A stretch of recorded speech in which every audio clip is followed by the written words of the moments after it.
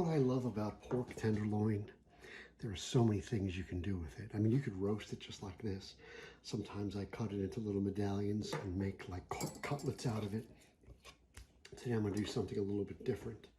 Let's see if I can actually pull this off. Okay, I'm going to cut it in just about half. And you see it's got a little wrinkle there. That's okay, I think. What I'm going to try to do is unroll it.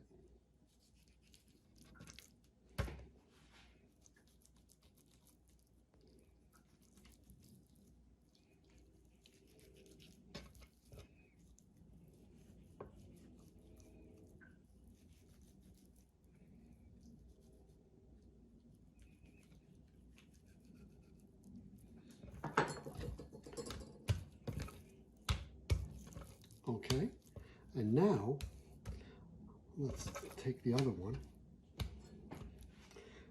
I'm going to, after I do that, let's get some of that fat off. All right, so I'm going to try to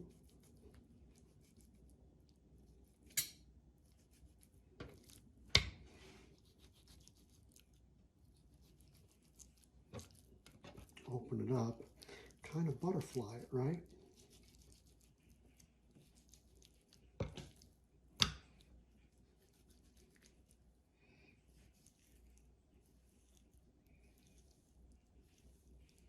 Okay, so see, I have it opened up like that, and now I can essentially roll it back up.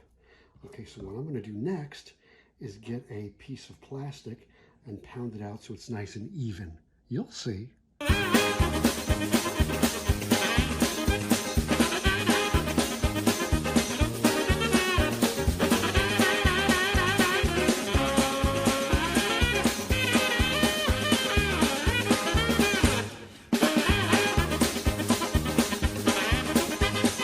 Okay, so I've got a little bit of kosher salt that I'm just going to sprinkle on there. A little bit of black pepper, just a little bit. Okay, I've got some fresh crushed garlic that I'm just going to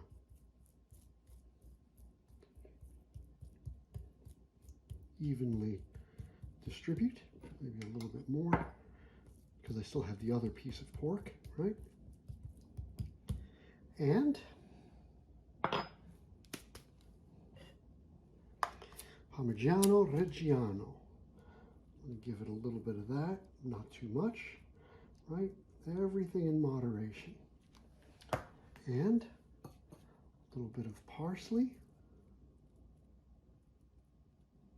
And some nice, these are Carmine's breadcrumbs. You know, sometimes when you make them, you have too much, you throw them in the freezer, and then it's a happy surprise when you find them, because they come in handy for something special like this.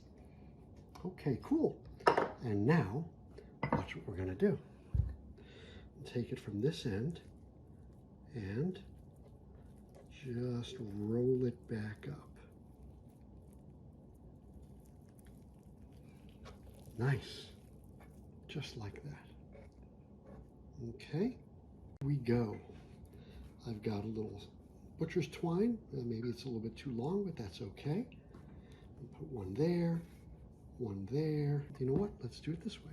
Slide it that way, slide it that way, and slide it that way.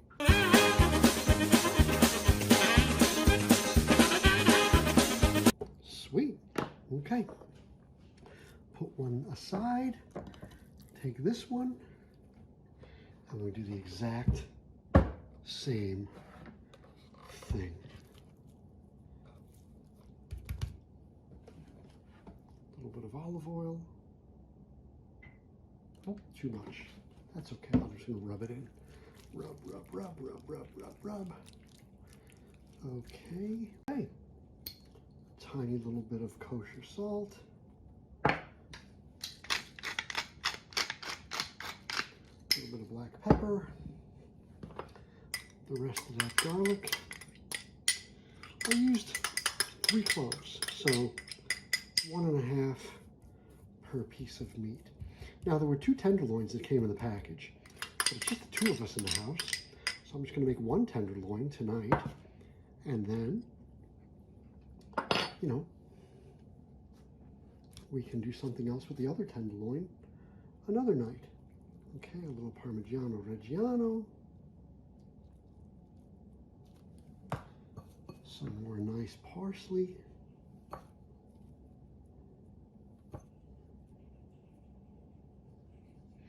And of course I could put oregano or whatever I want here. I'm not doing that. I'm just going to keep it kind of simple. Okay, and the rest of those breadcrumbs. Oh man, I love these breadcrumbs. I use them in a lot of things, like I use them when I make my baked clams. I just took it out of the Carmine's book. All right. I don't want to go too crazy. Well, you know what? There's only a little bit left. I might as well just throw it in there. There you go. Cool. All right. And now roll it up. And what do we call this? Well, you can call it anything you like. I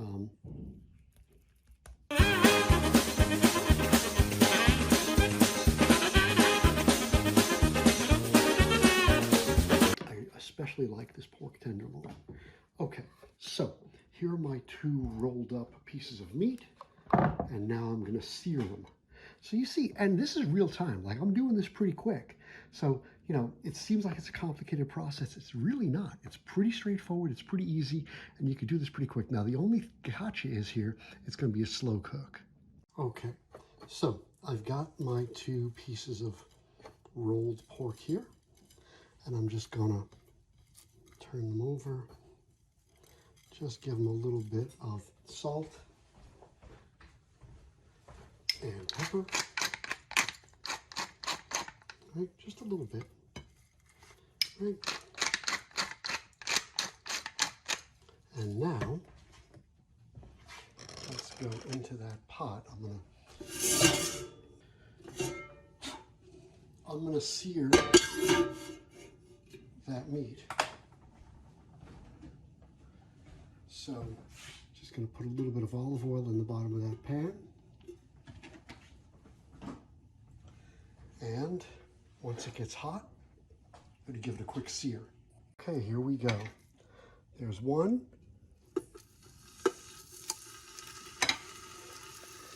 And there's 2. Perfect. You know, this brings up a little interesting subject.